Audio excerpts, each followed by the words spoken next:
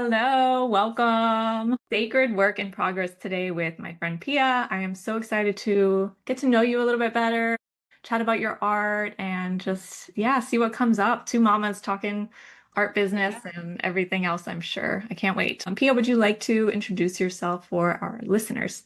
Yes, absolutely. Really excited to be here and excited to have a chat today. Like you just mentioned, my name is Pia Dugger. I'm a visual artist, and my work is inspired by nature and us as humans in the natural world, which is heavily influenced by technology. My background in art is that I study graphic design in Germany and unfortunately didn't take that career path. I kind of slid into a career in property management and became a mother, and work and family was priority. So there was a really long time in my life, about 8 years, where I did not find the time to paint or to be creative. And it caught up with me at some point, and I really had an itch to start creating again, and really realized how burnt out I was from working in a field that was not a regular 9 to 5 field. So I just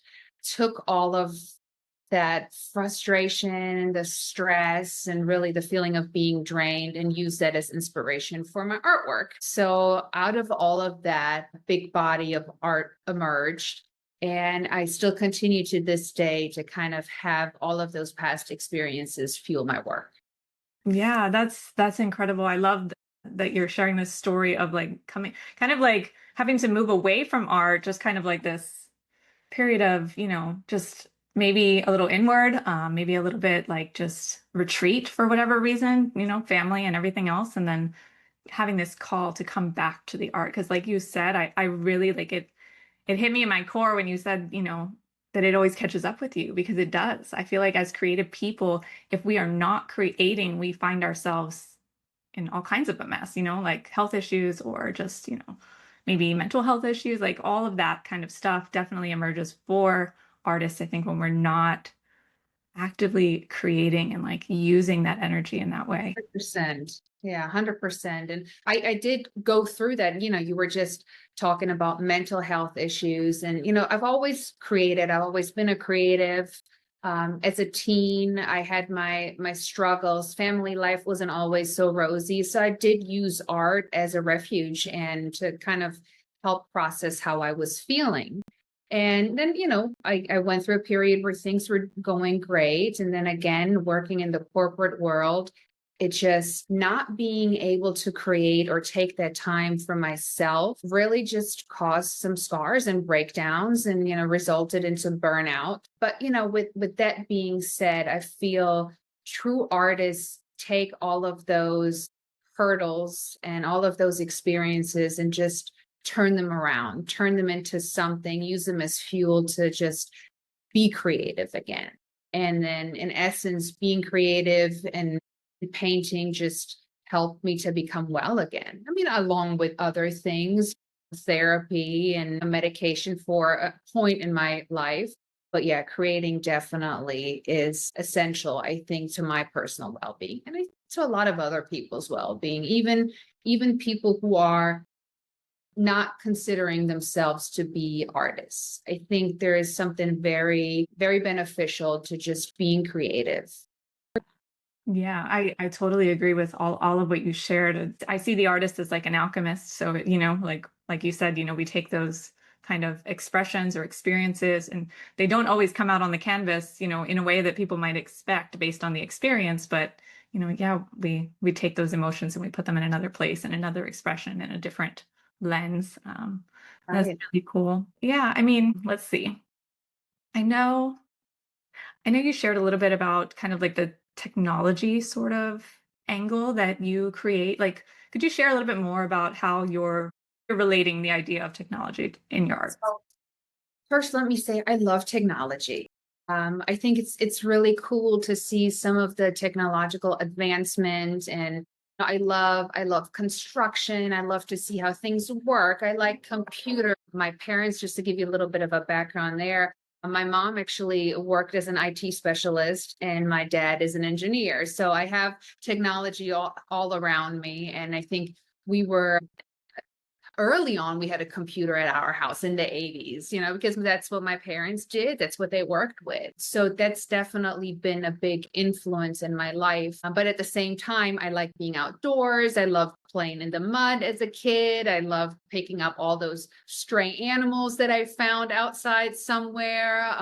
And I kind of still do those things. But I think with the technology nowadays, it's really taking over in a sense. Like we are so used to just going online and finding information, or the instant gratification of, oh, I want this, I can order it, I have it, the next day or even in just a couple of hours. And I think sometimes it really takes us away from who we are as humans, and we lose some of that. I think we need to really ground ourselves in nature. And with that being said, I think it just makes us feel whole and makes us feel calm to be outdoors and to go to the beach, to just spend some time in nature, to connect with plant life, the flora and fauna of the world.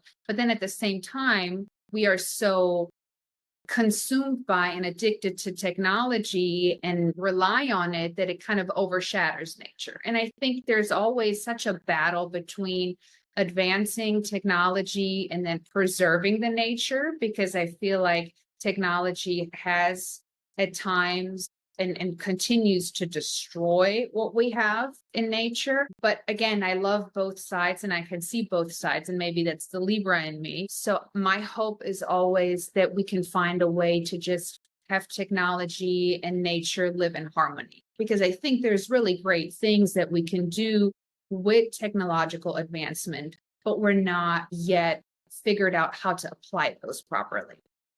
Yeah, I think so much like what's standing out to me was that last thing you shared of like us not being able to yet really figure out how to wield the power of technology for the greater good. And I think like right now, it just, I don't know why, but I'm like connecting this to, I see all of these AI advancements. And I think like I see a lot of entrepreneurs and people, mainly in the tech space, which I'm like pretty well in the tech space myself.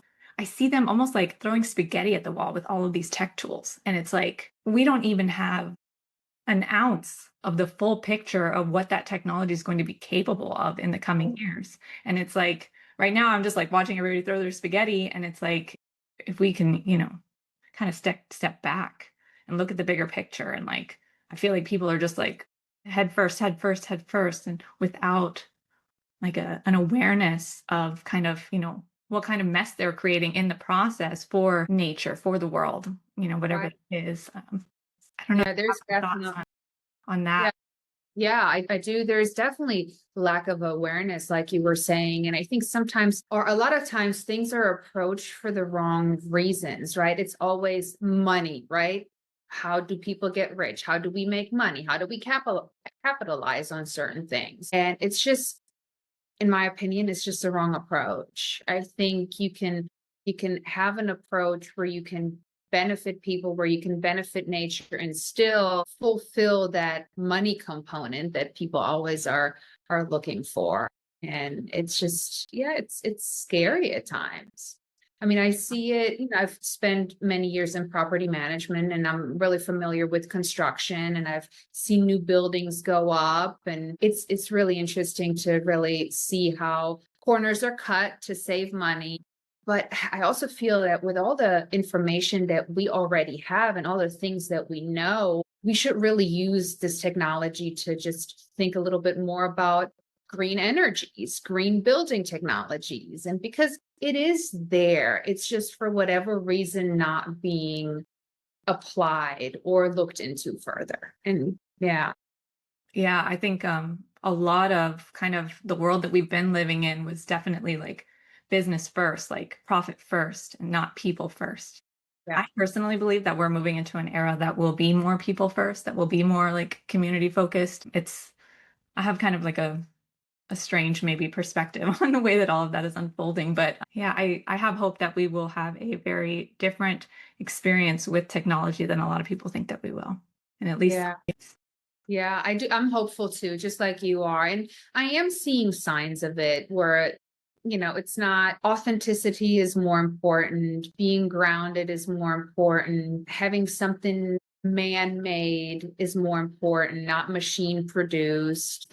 I think the millennials specifically are really looking to reuse, recycle, repurpose, big into all of that. I mean, my family always was very frugal when it came to certain things. I mean, they did well for themselves, but 2 generations back, they didn't really have much. And to this day, I still cut my toothpaste tube open and scrape everything out of that toothpaste, until it's empty. And I just wish people would really think more in that sense. And I hope you're right and that there is going to be a shift.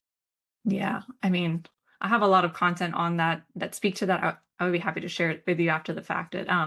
Yeah, I really do believe that. I think that we have huge changes on the horizon that obviously I have no crystal ball, but I kind of have some understanding based on systems that I personally believe in, like astrology and human design, that speak to a great change that's to come. And based on kind of like astrological themes, I have understanding of what we might be able to expect based on those changes. So it's fascinating to me. I And find it really interesting. Yeah. I do want to kind of switch gears though, because you mentioned the authenticity, and I wanted to ask you, number one, I don't know, you don't have to answer this one, but do you have any thoughts on AI art or like using AI in your art? I do. I do. So it's really funny. I know that, the discussions like run really hot when it comes to AI, and there's always like the polar opposite sides of the spectrum, how people feel about it. But I use AI as a tool, right? I love to write myself, but, sometimes I'm stuck or sometimes I'm looking for a layout and I have AI help me. And then, of course, I tweak it. And I think it is a great tool. AI art, I honestly feel, and talking about authenticity, that to me it's not art. To me there is no emotion in it. To me it's a system that's pulling from many different areas and it's capable of creating a beautiful picture. But if we're really talking about art that is supposed to connect with human emotions, AI is not able to do that. So as an artist myself, I'm not worried that AI is going to replace me because my art is just that. It's my personal emotion, my feeling, my experiences that I then translate onto the canvas. And I think people really are seeking out the authentic. People, of course, people will always go to, Home Goods and get a print of something. But like you were just saying earlier, I do see that shift where people, they want to collect art. They want to collect something that someone created using their own hands. And whether, it's a big piece because, some people can afford that large scaled art, or whether it's something really small that becomes a treasured item. So Yeah. that's kind of in a nutshell, that's my feeling Yeah. about AI. Yeah. I tend to agree with a lot of what you said. I think, on that kind of, again, on that topic of authenticity, like, do you find that your collectors and the people that connect with your art, do you think that like that authentic expression, because it's all of these kind of concepts that you feel passionately about that you're putting, into the work, you think they really connect with kind of like the more intellectual side? Yeah, that to me, it's difficult, first starting out as a creative. When you put yourself out in the world, you wonder, who is my audience, right? Who is really connecting with my work? But now I've been doing this for a few years, seriously now and professionally. And the people who are my collectors, they do connect with the story behind the work. They may like the image or the picture essentially, or initially, but then once they learn a little bit more about the background, about the story, that's really what does it for them. Yeah. Do you have any idea if you had to like guess, and I'm sure it might vary person to person, but like a percentage of like visual versus like story, like how that, So hard because not everybody's collector is the same. yeah. Uh, but generally speaking, and I think this goes across the board, when people collect art, and I'm not talking about buying art at home goods. And I don't want to pick on home goods because I like home goods too. Yeah. Yeah. But I think when people really collect art, they want to connect with something about the art. And it's not just, oh, these colors match my couch. It's really, what's the story behind the art? I like the beach. Oh, this artist only does beach scenes, right? She draws the water beautifully. It reminds me that when I go to the beach and put my toes in the sand, that's the feeling I want to take with me. So it is, I think across the board, it is that emotional component that really sells the art. Seems like it's like the connection between like the visual expression and, Yeah. maybe it is like 50-50 and it's, but then I Maybe have some people that are just like purely visual people. Like I need it to match my couch, like you said. they're right. And those exist. But I don't think they're the majority. Yeah. Yeah. When I first started creating art, I feel like I didn't really have an understanding of like the depth of the art world and how interested in the story people were. Yeah. Did you have that kind of same experience, or were you like more aware going in? Well, I don't know that I knew how interested people were in the story. That I think I was a little bit oblivious to all of that. For me, though, personally, it was always about the story. Everything that I created had some sort of a story. And, I created a lot because of struggles. So a lot of my work was very heavy. And now that I don't feel like I'm struggling as much as I did at other times, it's kind of difficult at times to create something, right? To be like, well, I feel great. So what's my story now for this piece? But there is definitely ways to find those stories. And for me, again, it's important to continue with every piece that it has a story. Yeah. I will not just ever paint a pretty picture. So it makes me feel good once I realize that people really want that story. Yeah. I like that you're being really intentional about your art, it sounds like. So, something that I notice a lot when I am creating art is that I will just start painting because I like to paint really intuitively. I don't always have a plan. Sometimes I will start with a plan, but I will just paint intuitively. And it's like I don't really know what what it's about, but Right. later it will come. Later I will see something in it or feel something in it, or like when I think about like what should I name this, and the name that pops into my head is like, oh, that's what this was about. And it's like I That find a connection later. Do you ever find, like, I know you're painting really intentionally, but do you ever find deeper meaning in your pieces later on? yeah, it has happened to me. Yeah, like you just mentioned, I'm very planned when I work, but then sometimes I create something and then it clicks for me. It's like, oh, this is why I had to paint this, or this is why it came out a certain way. And I think it's really fascinating how that works. Yeah, yeah, I love when that happens personally because then I'm like, oh, like I feel somehow better about it when I'm like when I can tie something deeper to it. I just have like another layer of understanding, I guess. And that's why everybody should take some time to be creative, not just people who do this professionally, like anybody. And it's a lot of times I think it's not so much about the result, it's about the process. Yeah, I find that so true for myself because I mean, I don't know, I'm sure you do, but like do you ever feel like if you haven't painted in a while, you get a little like grumpy and then like you come back to it and Oh yeah. Oh, for you're like, "Oh, sure. I just needed to paint. Like I'm fine." Yeah. And it's funny. I don't remember where I heard this from, but I heard that painting is like soap for the soul. I love that. And and that's what it is to me. Yeah. So Yeah. yes, in a terrible mood or grumpy, then yes, I definitely need to paint and let it all out. Uh, Yeah. I feel but like I look at the calendar when I'm like, if I'm feeling some kind of way, I'm like, when was the last time I painted? Like that needs to be. yeah, It's like when you check with your kids when they're grumpy, like, did you eat? Do you need this? yeah, like that. Yeah. And bringing this back maybe to like technology again, or like social media more so, right? If you're an artist and you're active on social media and you feel like you have to paint because of social media, not so much because you have to show something, right? Because people want to know what you're up to and you need to keep your audience engaged. But it's really crippling, I think, to the creative soul because like I just said, oftentimes it's the process that matters. And I think it's just the process tends to get lost if you have to set up a camera and make sure that you collect your content a certain way. So yet again, we're back to how technology is influencing us. And Yeah. Not yeah, always in the best ways, I guess. no. Yeah, I find that a lot as well. And, I think it was Jess Kirby shared recently that she she was trying to record and do more like content, but it's like it just kills the mood sometimes. And it takes so much longer. I know. I actually saw her post and was like, yeah, I feel your pain. Yeah.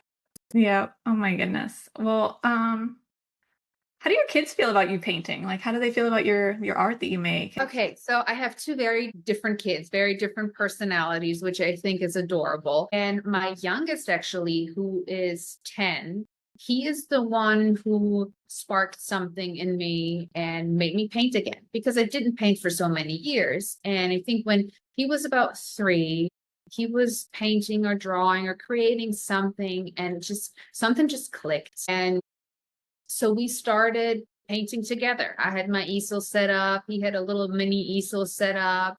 And then that just, continued on for me. But he's not a painter, but I think kids generally speaking, and that goes for both of them, they like to see their parents happy and they like to see their parents do something that their heart desires. And I think that also motivates our children to do the same thing. So I think it's really important that we as adults, even though it's hard sometimes, follow our passion because it will impact them significantly. And yeah, even though like I said, my youngest, neither one of them are painters, which too bad. I would love for them to. Not yet, baby.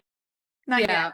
Yeah, not yet. But my little one, he's definitely creative. He likes to sculpt. So I bring him here in the studio and he gets some play and he can work on his little creations while I paint. So that to me is really meaningful. And it Yeah. just makes my heart sing.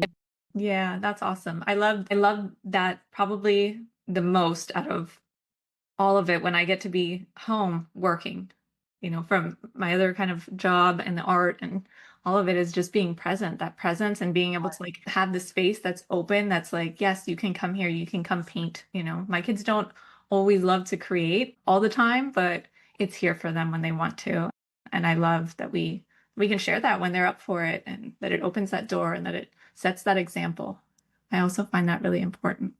No, it is. And like you said, you create the space and you allow your kids to be creative. And I think there's some households where it's just not allowed because it does get messy. There's a lot of cleanup involved sometimes, or people don't want the kids to draw on the wall. And I have a funny story to share. I mean, in my household, growing up when I was a kid, we were allowed to be creative. There was a big table in the living room set up with paints and everything. So I kind of you know, always wanted to carry that into my family. But my son, he was probably about, she was probably just 3. He took a hold of fluorescent green acrylic paint of mine.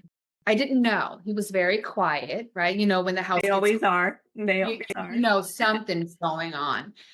So I look for him. I go in the room and took the acrylic paint, painted the floorboards, and then he neatly painted the bed frame with that green acrylic paint. So it was a mess. So I'm looking at it, I'm thinking, I'm very conflicted here because maybe I should be mad because he made a mess, or I should be proud because this is an artistic expression. So we had a conversation about how this is not appropriate to just ruin our stuff. But at the same time, I didn't tell him this, of course, but I was very, very proud that he was like, he was so diligent. I'm like, he probably had such a good time doing all of this. Yeah. Oh, I love that. I love that. I just love that. I think, and you said he did it neatly, though I'm sure there was a mess, but it seems like he really, A mess, but no, like maybe neatly isn't the word, but very diligently, right? So the frame, like it wasn't on the mattress, it was just on the frame. it was a project. Yeah, it was a project, yes. That's awesome. Oh my goodness. I love this. Gosh, I feel I have no idea where we're at on time, and I do want to be respectful of time today, but I know you have something coming up, a solo show, I believe, coming up locally. I would love for you to Yes. share about that. Let us know when it'll be, all that good stuff. Okay. Yeah, I do have a solo exhibit coming up at the Delray Beach Library. It'll opening reception is actually October 6th, but it'll be up October 2nd, and it will be throughout the remainder of the year. It's coming down in December, so there'll be 2 full months to see the exhibit, and the library is open. They have extended hours, so it's as easy as walking in and taking a look. It'll Nice. be all exhibited throughout the second floor, and then again, if anybody is interested in attending the opening reception, October 6th from 6:30 on, and I will be talking a little bit about my work and the inspiration behind it, and also take some time to talk about individual pieces specifically if there are questions. Do you have a count for pieces that will be in the show? It's about 15. Okay, that's cool. Pro- Yeah. Yeah, probably more. There's 2 pieces that I definitely want to finish and still include in the show. So I'm working away on those right now. Yeah. But Nice. yeah, 15 plus. Do you ever find those timelines to be helpful to kind of like propel you to get I something? do. Yeah. Yes, I love I the do. time. I Yeah. like a timeline too. I like structure, but I've come to realize that I do procrastinate sometimes. Yeah. So if there is a timeline, it helps. And sometimes I just set a timeline for myself that, or, I do something where I'm like, I'm participating in XYZ. And even though it feels uncomfortable, but I know it's giving me the timeline to complete maybe a piece of work that I haven't been able to finish before. Yeah. Speaking of that structure, do you time yourself when you are painting? So you know how many hours are in a piece? Recently started. So I did not used to time myself. And my availability to paint was very sparse. When I was working full time, I, squeezed in an hour here, an hour there. And then when the kids were smaller, like I couldn't just consistently sit in front of the canvas and even have a good idea of how long I just sat, or like, did I just get up for the next 30 minutes? But now that I have my own studio space, yes, I time myself. I will actually set a timer for an hour, not just to track how long it takes me to work on a piece, but also to take scheduled breaks, because it is very physical. And I found that if I'm in the zone, I may be sitting in a very uncomfortable position, and then I feel it later, and then I will not be able to paint because I will need to make a trip to the chiropractor because I did something to myself. So yes, to answer your question, I do time myself. Yeah. That piece behind you, your new flamingo, did you time that one by chance? Or is that like before timing started? Yeah, that was kind of before timing Yeah. started. Do you have any idea how long that took you? Those like such Um, precise lines and all of that just make me think. that one actually wasn't so bad. I want to say probably about 25 hours. To me, that's like a long time. To me, Yeah. that's a long time. And But to I me, also don't time that myself, so maybe I'm like oblivious. I don't know. well, I think, I always used to say that I'm a very slow painter, but I really don't think that I'm slow. I'm just very meticulous, and that does take time. That isn't done quickly with a lot of loose brush strokes. So I think, 25 hours to me is quick. I have some other pieces where I spend like upwards of 50 hours, 60 hours. Wow. Yeah. I guess for anyone who's wondering why original artwork is not, the home goods print prices Right. right there for Exactly. sure. For sure. Yeah. It's a labor. Absolutely. Absolutely. Well, thank you so much, Pia. I have really enjoyed our conversation and getting to know you a little bit better and hearing more about your kind of the story behind your art. A lot of I fun. thank you for allowing me to share everything. Yeah. I can't wait to get this one posted and so we can share it. Yeah. Sounds good. We'll be back Thank soon. Thank you. you.